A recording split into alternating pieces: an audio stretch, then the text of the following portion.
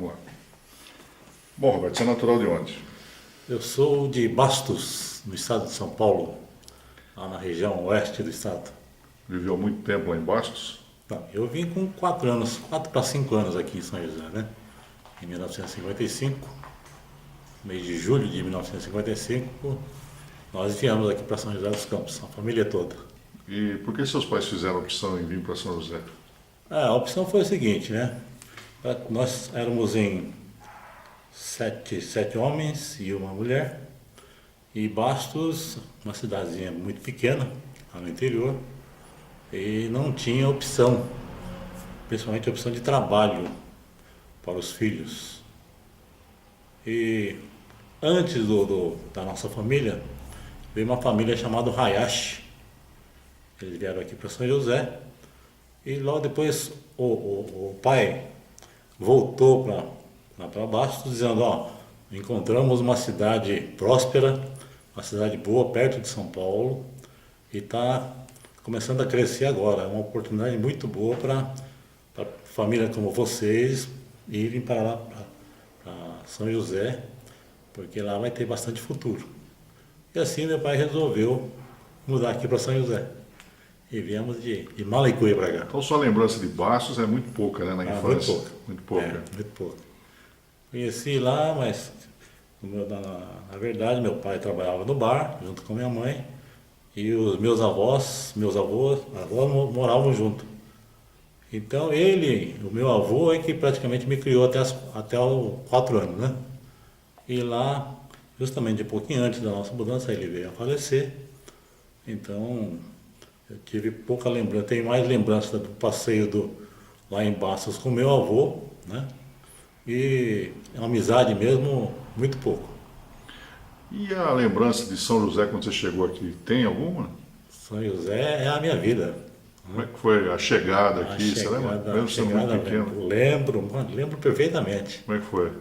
Porque nós já chegamos Pássaro Marrom, pegamos Pássaro Marrom lá em São Paulo, viemos de trem de uma cidade junto à cidade de Bastos, chamada Iacri, onde tinha a estação de trem. Descemos da Estação da Luz, eram 12 horas de viagem de trem naquela época, né? Eu com 4 anos me lembro perfeitamente. Os pais e os irmãos. Praticamente todos os irmãos, com exceção do Ival e o Casinori, que vieram junto num caminhão, com a mudança, né? E na época, o caminhão eles pegaram a estrada asfaltada só próximo a Jundiaí. A única estrada asfaltada que tinha na região era a Dutra, a Anhanguera até Campinas e a Biancheta. Então lá de Bastos até a cidade de Jundiaí era praticamente terra. E eles pegaram todo esse trecho, pegaram o asfalto em Jundiaí, São Paulo, São José. E nós estávamos aguardando eles aqui em São José com o caminhão chegar com eles. Então todos da família viemos de trem e os dois vieram de caminhão, na boleia lá. Como é que foi sua infância aqui em São José dos Campos? Foi maravilhosa, né? É. Meu pai alugou uma casa no final da Avenida Ademar de Barros. A penúltima casa à esquerda de quem vai para o final da Ademar de Barros, uma casa nova.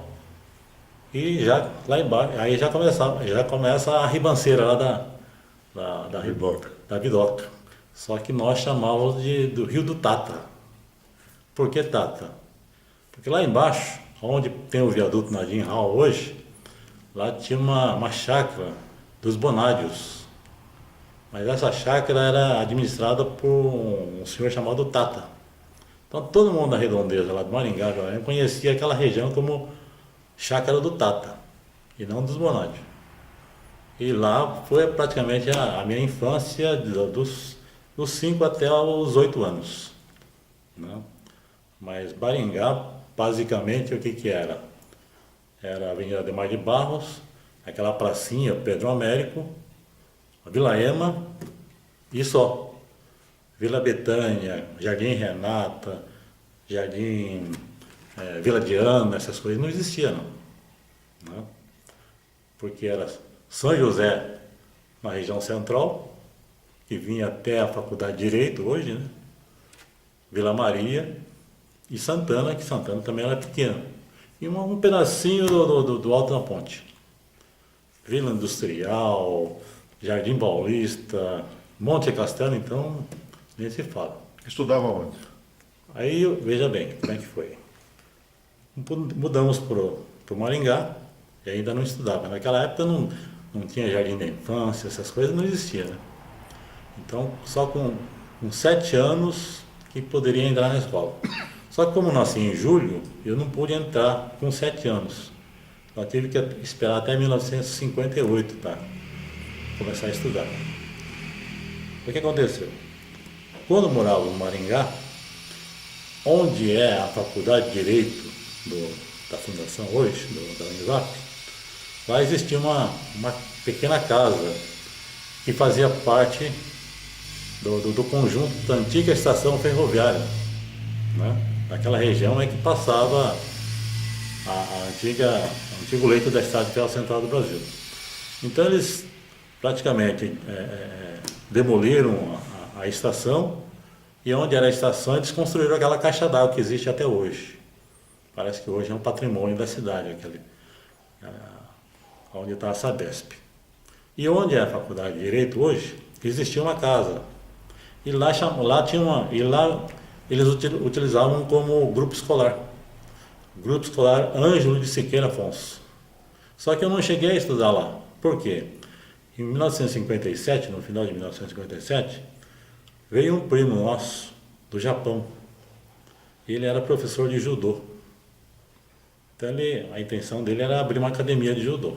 Lá onde no Maringá não existia local e nem pessoas para praticar judô, porque era um bairro muito pequeno. Então ele, o meu primo, professor de economia, e o meu pai começou a procurar algum local mais no centro da cidade. E encontrou uma antiga fábrica, vamos dizer assim, uma pequena fábrica de louça, lá na Vila Maria, na rua Dom Pedro II. E era um local apropriado para abrir uma academia. E assim nós mudamos do Maringá para a Vila Maria, em 1957 para 58. E lá que eu comecei, lá na Vila Maria, que foi o período onde eu comecei a estudar no curso primário. Só que em 1957 já a minha irmã estudava no Ângelo de Siqueira Afonso, que ficava na antiga estação. Justamente no final daquele ano, a prefeitura, em acordo, deve ter tido um acordo com o governo federal, cedeu aquele local para que fosse construída a Faculdade de Direito. Então essa escola Ângelo de Siqueira Afonso foi demolida. E ao mesmo tempo, como era uma escola uma escola estadual, e não tinha outro lugar para ir, fizeram um convênio com o Olavo Bilac. Então o Ângelo de Siqueira Afonso começou a funcionar no período da manhã, lá onde é o Olavo Bilac. E à tarde o Olavo Bilac funcionava normalmente como colégio Olavo Bilac e à noite também como colégio técnico de contabilidade. Mas de manhã era o Ângelo de Siqueira Afonso. E lá que eu comecei a estudar o curso primário lá, né? E assim, foi de 58 até 61. Em 62 eu fiz o curso de admissão ao ginásio, com a Dona Maria Luísa lá na rua Dosane Ricardo. E depois eu entrei na ITEP. E qual era o sonho de menino, hein, Roberto? Olha, o sonho de menino mesmo, mas eu não tinha muito assim... sonho de o que eu vou ser, mas eu gostava mais da parte exata, né? Por isso que eu comecei a estudar ITEP. Aí eu estudei ITEP de 1963, 62 foi o ano da admissão, em 63, e só que eu fiquei em 63, 64, 65, e na ITEP aconteceu o seguinte: se você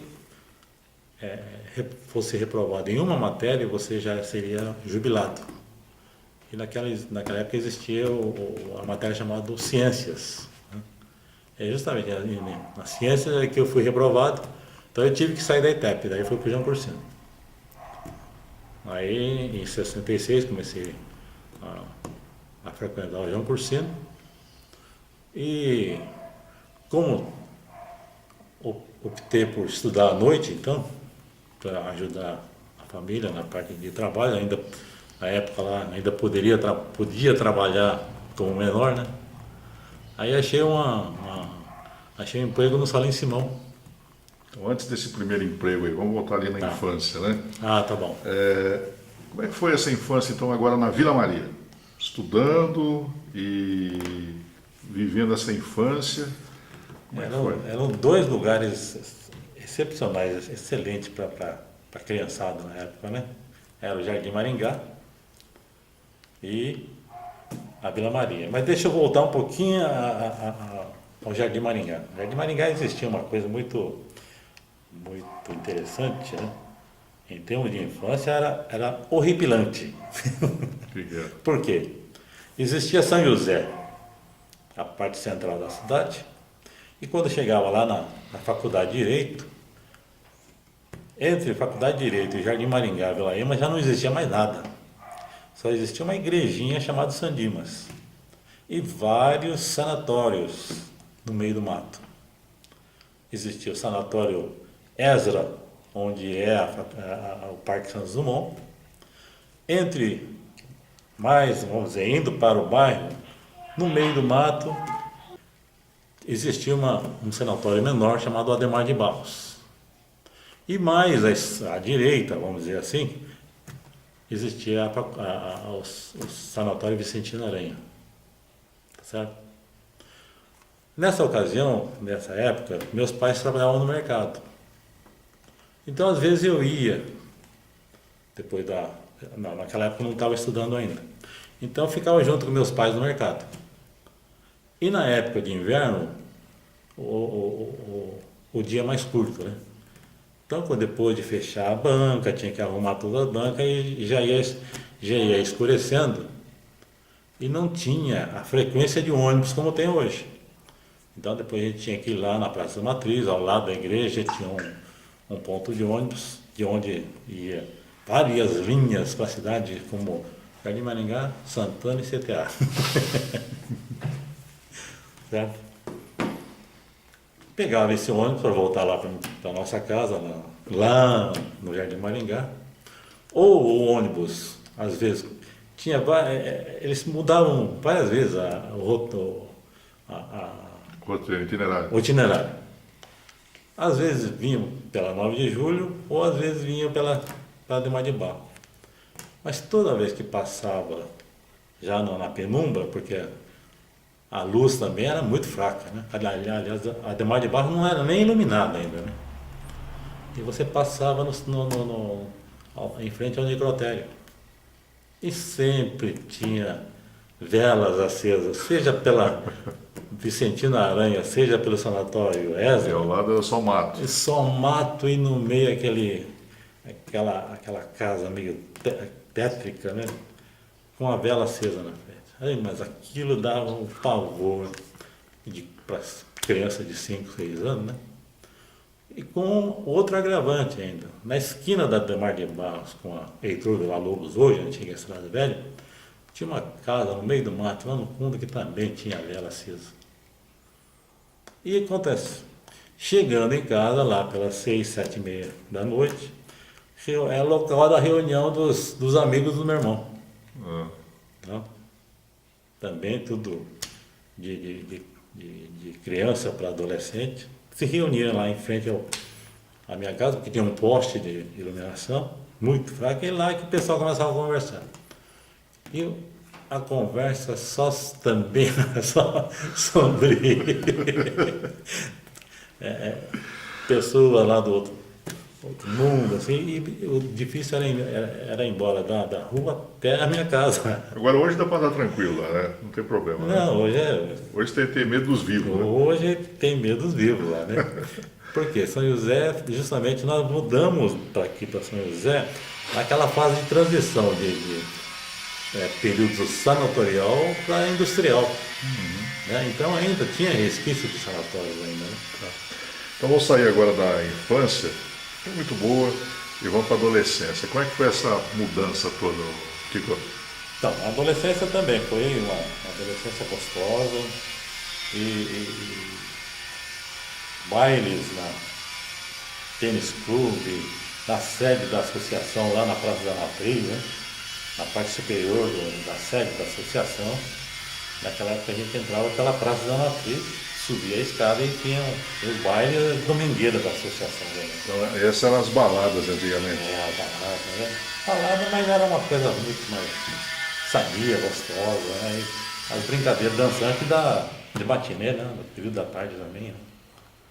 Além da parte lá do Clube Recreativo Orião também, que fazia muitas domingueiras também.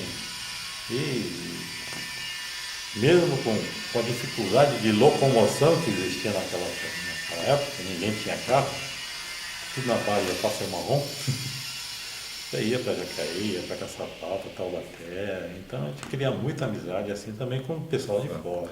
Você estava falando da admissão, e aí veio o colégio e o primeiro emprego. Como é que foi tudo isso? Pois é, o primeiro emprego foi no Salim Simão. O que era e quem era o Salim Simão? O Salim Simão era um senhor, acho que era libanês, que tinha uma agência de carro aqui em São José. E justamente lá na esquina da João Guilhermino com a Rua Maitá. Agência do quê? Agência de carro, Chevrolet. Só que não era carro, era caminhão ainda. A GM só produzia caminhão naquela época. Daí eu fui trabalhar como auxiliar de escritório na época ainda, né? Hoje é auxiliar administrativo, né? Mais bonito. Chique, né? Mais chique.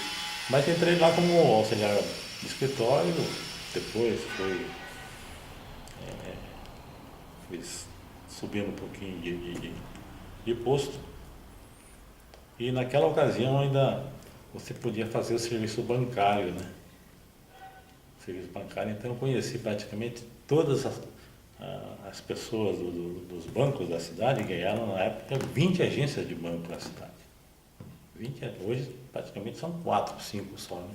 Um foi encampando o outro e hoje praticamente 4 domina todo o sistema financeiro. Mas naquela época, naquela época de 60, final da década de 60, tinha 21 agências diferentes de bancos aqui.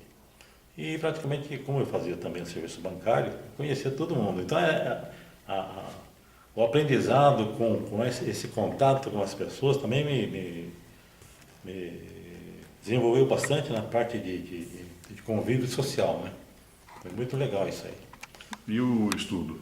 E à noite eu estudava no João Cursino. E também eu fiz o colegial no João Cursino.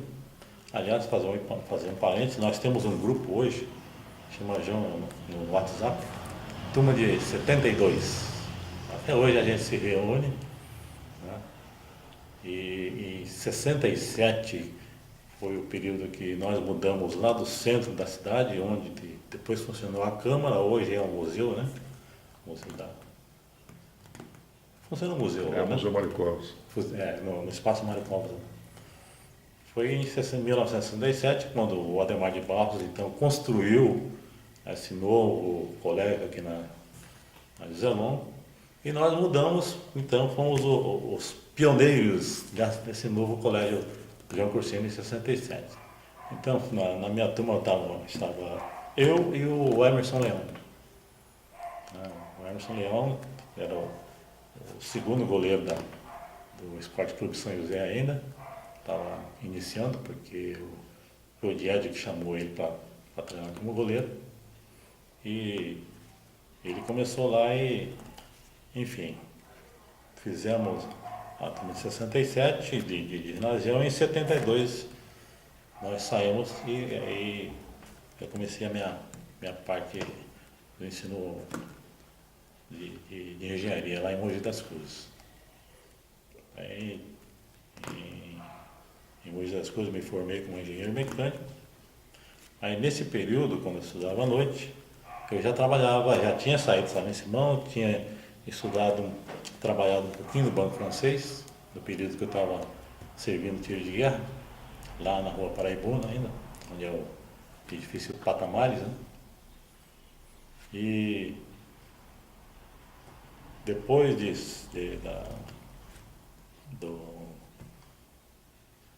do curto período do Banco Francês, eu entrei na Neiva, em 69.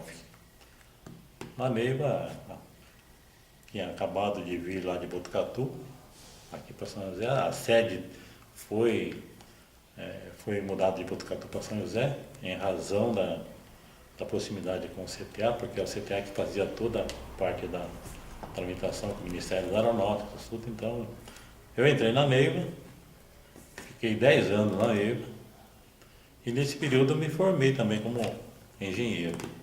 Então, logo formei como engenheiro, aí entrei na Embraer. Na Embraer, trabalhei inicialmente como coordenador do projeto, coordenação de projeto. Peguei um pedaço ainda da coordenação de projeto do Bandeirante. O Bandeirante já estava sendo produzido já comercialmente. Já, né?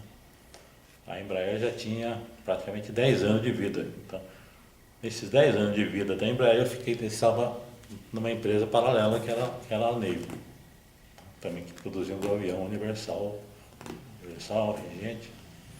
Aí como a Neiva já estava numa situação já um pouco difícil de sobrevivência, eu me optei e concorri a uma vaga lá na Embraer. Então eu comecei como coordenador de projeto. Fiquei 5 anos na coordenação de projeto, fiquei lá na área depois do Bandeirante. A Embraer teve 2 projetos simultâneos, né, que foram o Brasília, Avião Comercial Brasília, e o OMX. Aí me deram a responsabilidade de coordenar o AMX, aquele avião de convênio com a Itália. E quando eu estava na coordenação do AMX, surgiu então uma oportunidade de mudar de área. Então, foi quando eu saí da área de projeto e fui para a área da qualidade. Então, eu fiquei praticamente 25 anos na área da qualidade na Embraer. No total, quantos anos foram de Embraer? Só de Embraer fiquei 30 anos. 30 anos. Aí eu tive a honra de ganhar aquele relógio também, né? Hoje eu tenho como grata lembrança aquele relógio que o pessoal ganha com uns 30 anos. Agora vamos fazer um paralelo aí. Aquele menino que tinha medo lá do Jardim Renata, né? Jardim Maringá. Maringá, uma cidade que estava começando, e viu a transformação de São José dos Campos. Como é que foi isso? Como é que foi esse momento de acompanhar o desenvolvimento, o crescimento de uma das maiores cidades do país? Essa questão do crescimento, eu também fui crescendo junto com a cidade, né? E a gente, cada coisa que mudava aqui me dava orgulho. Acontecia a vinda de uma fábrica, opa, São José está vindo mais uma fábrica. Aí eu sempre gostei de ver o crescimento da cidade, acompanhar e sentir o crescimento da cidade, né?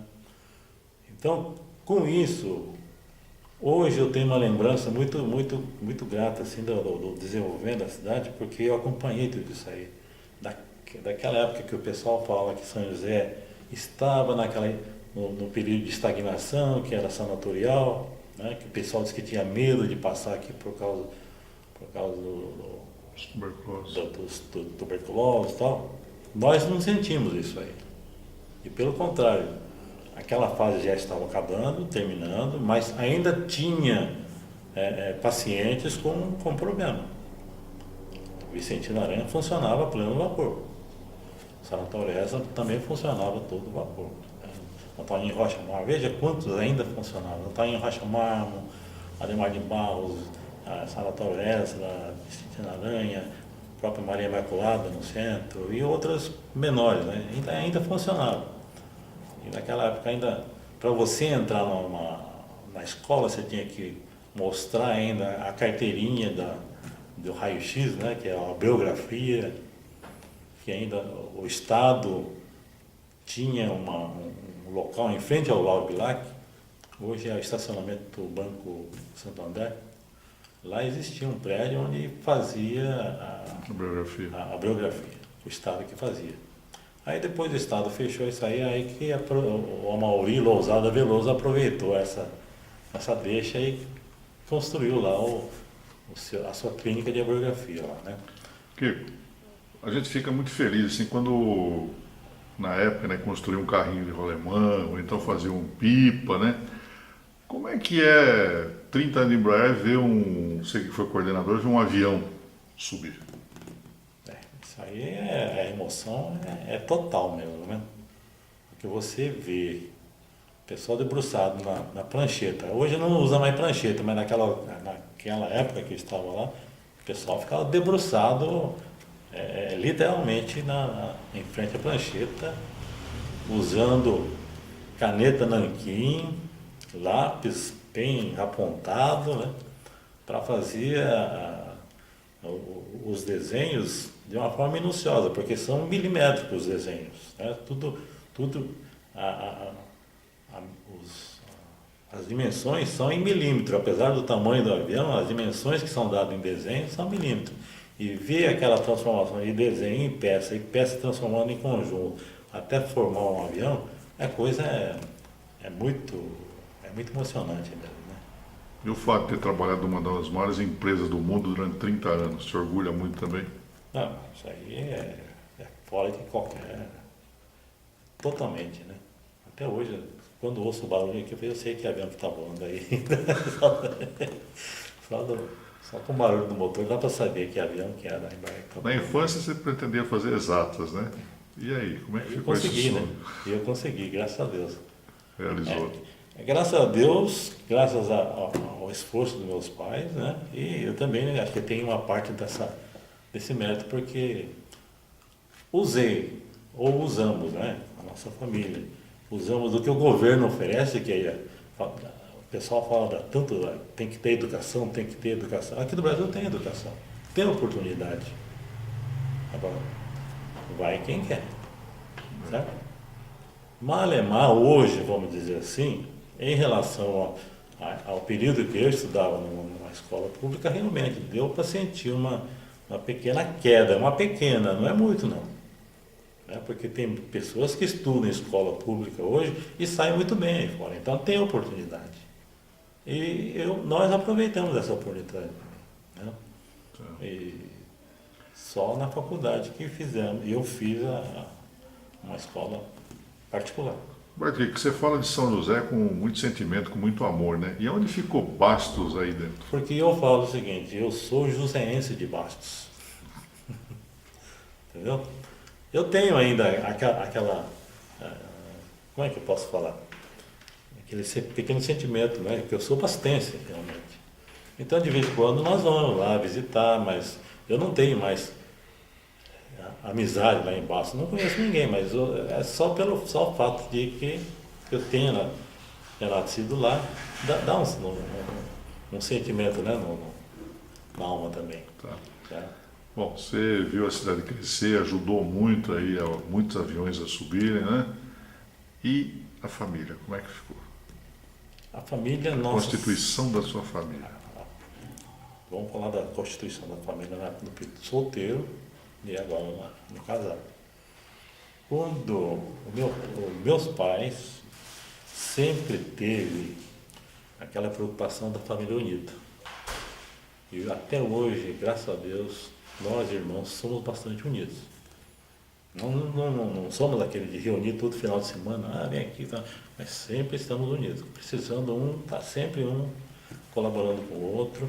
E um dos símbolos de união que meu pai fez foi o seguinte, ele trouxe um bambu comprido, o bambu começa mais grosso e vai afinando. Então ele cortou em pedaços. Eu falei assim, esse aqui, o maior, é o meu irmão mais velho. E assim por diante, até o mais fino me representava, aquele pedacinho do bambu mais fino. Aí ele pegou um pedaço do bambu e falou assim, pega aí, tenta quebrar. E a gente até conseguia quebrar. O que ele fez? O outro pedaço, e uniu, falou, isso aqui é você, isso aqui é você, isso aqui é você, tal. Uniu e amarrou. Está até hoje lá na casa do meu irmão, lá no Monte Castelo, esse, Esse bambu. essa união do bambu. Amarrou e falou, agora tenta quebrar. Lógico, não consegue, né? Pela união dos bambus, você não consegue. Isso é nossa família. Que legal. Então isso aí simbolizou a nossa amizade e união até hoje. E E aí, depois, em 76, eu casei com a minha esposa Amélia. Tivemos 3 filhos. Um, graças a Deus, né? Graças a Deus, não é pelo fato de estar no Canadá, mas ele também estudou, formou em engenharia. E hoje ele está na fábrica de motores de avião lá no Canadá, lá em Montreal, na Pratt Whitney. Ele saiu da Embraer, foi oferecido várias vagas lá no concorrente, lá no Bombardier. Ele submeteu aos testes lá, foi aprovado, ficou 5 anos na Bombardier, depois agora está na Pratt Whitney, que é a fábrica de motores desses aviões. são 3 filhos. 3 filhos. O segundo continua na Embraer, quer dizer, está na Embraer já há mais de 10 anos. E a minha filha infelizmente tem um problema de autoimune, né? Então ela não pode trabalhar, mas continua com a gente aqui, firme, dentro das possibilidades aqui. A família é a base de tudo mesmo, Kiko? A família é a base, né? Você tem tudo, você pensa, você tá fazendo alguma coisa por quê? Para dar sustento à família. Pode fazer isso, mas no fim você acaba sempre voltando a família para baixar a bola, para continuar no esforço, tudo em função da família. E acho que é isso que faz com que nós dois vivemos há 42 anos já, né? Juntos. Kiko, uma pergunta lógica, mas eu sou obrigado a fazer. O que São José dos Campos representa na sua vida? São José foi a cidade que me deu a oportunidade de tudo. Né? Eu não sei se numa outra cidade estaria já há mais de 60 anos, como nós estamos aqui, 62 anos. Eu não sei se continuaria como nós estamos aqui em São José. Porque São José ofereceu de tudo. Ofereceu educação, ofereceu emprego e ofereceu também até lazer. Né? Lazer dentro da própria cidade, conhecendo várias pessoas, isso já é uma forma de lazer, uma forma de união, de comunhão. E também pela proximidade com o litoral, com serra, onde tem a qualquer momento a oportunidade de você ir passear, São Paulo é próximo. Então São José realmente foi a grande oportunidade que a cidade me ofereceu, né? Agora, só uma observação que eu faço a respeito de São José é que muitos nas histórias que você lê aí, nas matérias, a cidade cresceu por causa do CTA. Eu tenho um pouquinho assim não contrariando, mas veja bem o que aconteceu. CTA veio para São José devido à sua localização privilegiada. Ela podia ter vindo a Jacareí, não veio. Podia ter vindo lá para a região de Guararema, não veio. Mas por quê? É pela sua condição geográfica. É a primeira cidade depois de São Paulo, o primeiro município depois de São Paulo, que ofereceu toda essa geografia favorável à vinda de fábricas. As fábricas não vieram no momento do boom do crescimento, as fábricas não vieram principalmente por causa do CTA. Até pode ter influenciado, mas as fábricas e o CTA vieram por causa da condição geográfica. Plano, alto, muita água, a Dutra passando recentemente sendo inaugurado, recentemente a Light implantando aquele sistema de transmissão de energia na época que era que podia dar sustentação às necessidades das empresas, né? E a estrada de ferro central do Brasil e Rio Paraíba. Olha só as condições que São José ofereceu. Por que a GM veio para cá? Porque foi a primeira localização, plano alto, próximo à estrada de ferro central do Brasil, que já trazia o minério de ferro lá para a fundição, a Dutra na frente, a energia que passava bem em frente, Verdade. tá certo? E a água que vinha pegar do Rio Paraíba.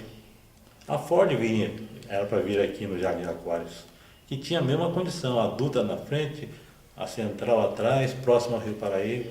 Só que como logo depois comprou a Willis Overland lá em Taubaté, eles optaram por continuar em Taubaté e aí deixaram o plano da fábrica aqui em São José. Mas pode ver que a Philips, a Kodak, a própria Panasonic, tudo na região plana alta. Então, a nossa cidade é que beneficiou essas empresas. Exatamente. Era a primeira cidade próxima a São Paulo que você podia se estabelecer. Eles não vieram em Jacareí, não estou querendo dizer mal, não é uma comparação para denegrir absolutamente. Só que para Jacareí você tinha que aterrar a parte do banhado.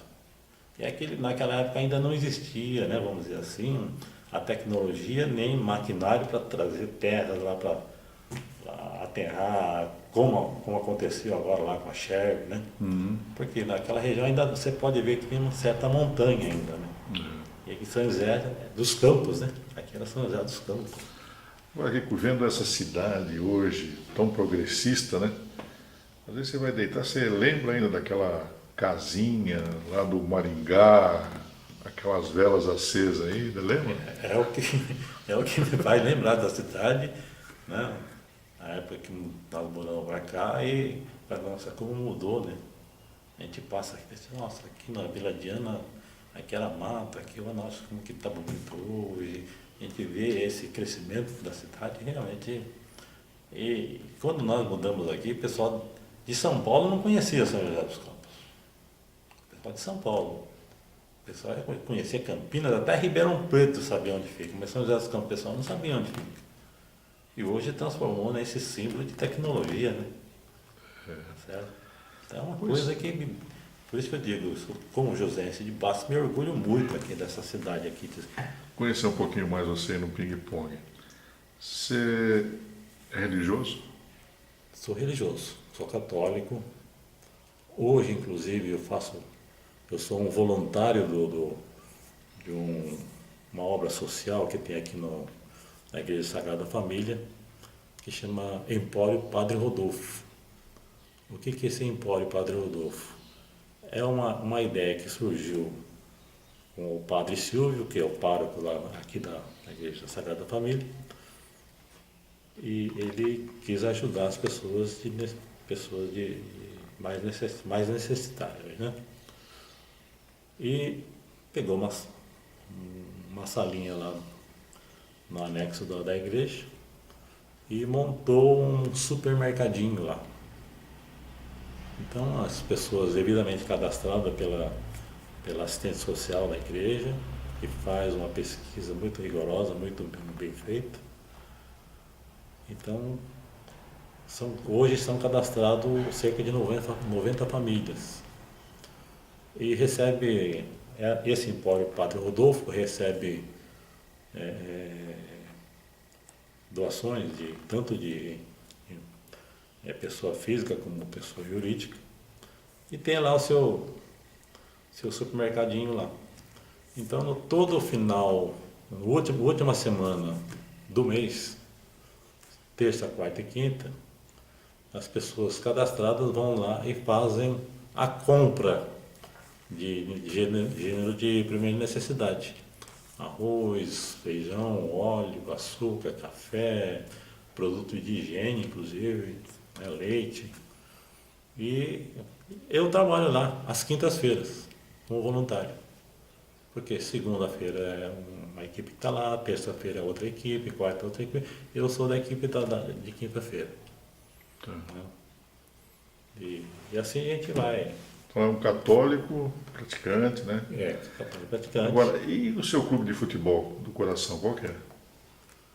Para dizer a verdade, hoje eu fiquei tão decepcionado com esses futebol de hoje em dia que hoje eu torço para o São José. Lá na segunda divisão, está começando esse final de semana agora, né? Acompanhei já São José há uns tempos. E na época eu fui corintiano e depois virei São Paulino. E hoje eu não sou mais nada. Sinceramente, não sou mais nada mesmo. Só a águia. Só. Por que eu era corintiano? Por causa do Matarazzo. Quando nós mudamos para São José, quando nós mudamos aqui para o Jardim Maringá, vizinho de casa, a última casa da Ademar de Barros, existia uma família de japoneses e lá tinha uma granja. A granja, inclusive, ficava no barranco lá pro fundo do ar. E o Benedito Matarazzo, com seu Fusquinha, e praticamente vinha toda tarde lá para essa família Takahashi, que era o vizinho nosso. E como nós mudamos lá, o vizinho lá, ele ficou conhecendo a gente também. Então ele vinha lá para conversar com o Takahashi, vinha para conversar com os meus irmãos também. E ele é um corintiano fanático, né? Benedito Matarazzo, filho, era um corintiano fanático. Locutor de esporte também, né? Locutor da Rádio Clube. Foi um locutor. E depois se tornou vereador. E na época só me chamava de corintiano, corintiano. Então, tá bom. Eu estava torcendo para o Corinthians. Nem sabia que era Corinthians e tal, mas... Aí depois que foi passando o tempo, os meus irmãos, que eram São Paulinos, já vieram de Basco como São Paulino, falaram São Paulo para lá, São Paulo para cá. Acabei ficando São Paulino também. Mas só que eu não tinha essa mesmo fanatismo que os outros irmãos têm pelo São Paulo. Então começa o negócio de... Antes até sabia a escalação do time de São Paulo, né? E hoje, sinceramente, eu não sei nem quem é o goleiro de São Paulo. Então com isso aí foi diminuindo muito assim. E o São José que está começando agora, que vai... É isso que eu quero ver agora. Vamos ver se a gente torcer para subir agora. Agora, Kiko, como é que é o Roberto Kiko na cozinha? Eu sou, como eu disse, depois que eu me aposentei, saí da Embraer, depois de 30 anos de Embraer, mais 10 de e-mail, 40 anos de aviação, aí eu falo para o pessoal que hoje eu mexo com produto de limpeza. Abriu loja? Não. Tem que lavar louça, tem que varrer casa. Mas na cozinha Vem o ovo. Só você instalar, colocar o ovo para fritar e olha lá. Bom, como um trabalhador aposentado hoje, qual é o seu hobby? O que você gosta de fazer? Tem até uma parede de karaokê lá. Excelente cantor, né, velho? Se for lá no Raul Gil, por exemplo, acho que eu sou buzinado na primeira oportunidade já, né? Você gosta de cantar? Eu gosto, mas só por cantar, só porque pra cantar nos palcos da vida aí, acho que não dá pra ganhar dinheiro não. Mas esse é o seu hobby. E hoje eu tô com aquele programa de rádio, né? Rádio e TV, né? Rádio e TV Imprensa, todo domingo, às 9 da manhã, que o Ferreira Leite me deu essa oportunidade. É um programa voltado para a colônia japonesa.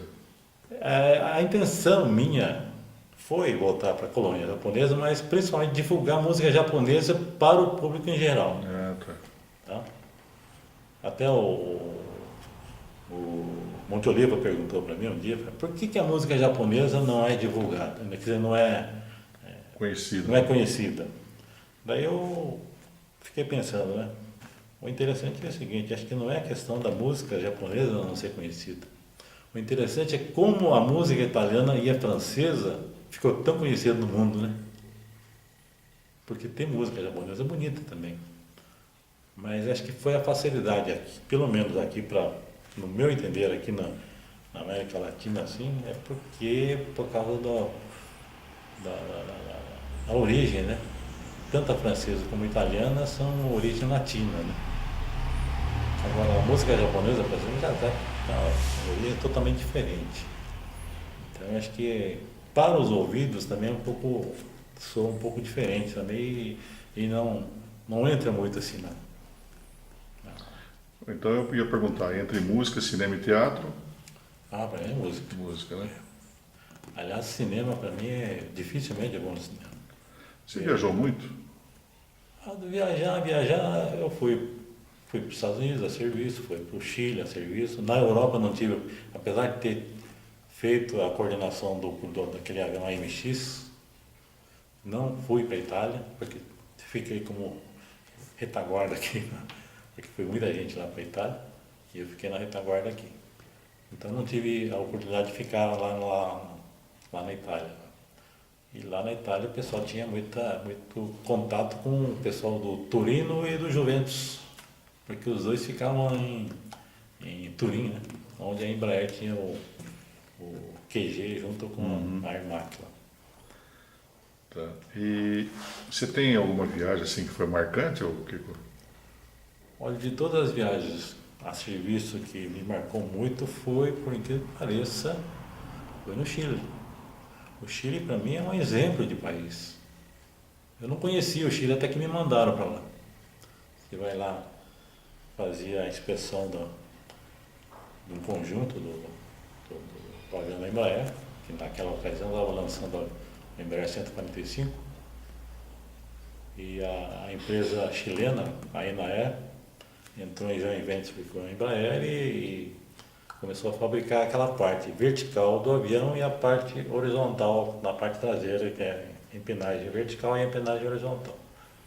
Então eu fiquei lá, na primeira vez que fui lá, fiquei uns 20 e poucos dias lá, e aprendi muito lá com o desenvolvimento do Chile. Aquilo me surpreendeu muito positivamente. Você tem alguma grande saudade? Olha, saudade, a gente tem sempre saudade dos pais, né? Saudade do irmão que foi. Mas a saudade mesmo, eu acho que não tenho, justamente porque eu estou há 62 anos aqui em São José, né? Sempre quando penso no passado, eu estou aqui no passado aqui de São José. Entendeu? Então, grande saudade mesmo não tenho. Se você tivesse oportunidade, uma das últimas perguntas, se você tivesse oportunidade de trocar uma semana do seu futuro por meia hora do seu passado, você estaria onde fazendo o quê? Boa pergunta sua, hein? Onde estaria hoje? Bom, uma coisa gostosa que eu fazia era, como você falou, do rolemã, aquelas brincadeiras de rolemã. Hoje eu estaria, no passado um pouquinho, né, voltando um pouquinho, gostaria de estar no passado com os meus netos brincando de rolemã, ensinando a eles a fazer o carrinho de rolemã, porque hoje é tudo mais fácil fazer. Mas eu gostoso era ir na oficina mecânica, tentar ganhar 4 rodinhas de rolemã, fazer o carrinho de rolemã e descer para aquelas calçadas tudo mal feita, porque não era nada pavimentado, mas aquilo foi uma infância muito gostosa. Raspando o calcanhar, né? Nossa Senhora, perdi até a unha com isso, né? E era uma infância muito saudável, gostosa mesmo, né? Então essa de pouco tempo de infância, eu gostaria de trazer o meu neto, que hoje vive lá no Canadá, para brincar junto com ele, para fazer isso aqui. Sem dúvida nenhuma. Fechar. Você é um homem realizado. Graças a Deus. Tem muita coisa para fazer pela frente ainda. Mas eu me sinto realizado, realmente. Tenho uma família legal, gosto da família, não tem aquela apego grande, tem toda a liberdade de fazer as coisas, mas eu amo muito tanto a minha família como a grande família nossa aqui. Né? Então, por exemplo, no ano novo agora, no Réveillon, a nossa família reuniu lá na sede do Orion e tinha mais de 60 pessoas. Hoje, irmãos, filhos, netos, cunhadas, tinha mais de 60 pessoas. Tudo a família Kiko. Então realmente é uma coisa muito, muito gostosa mesmo.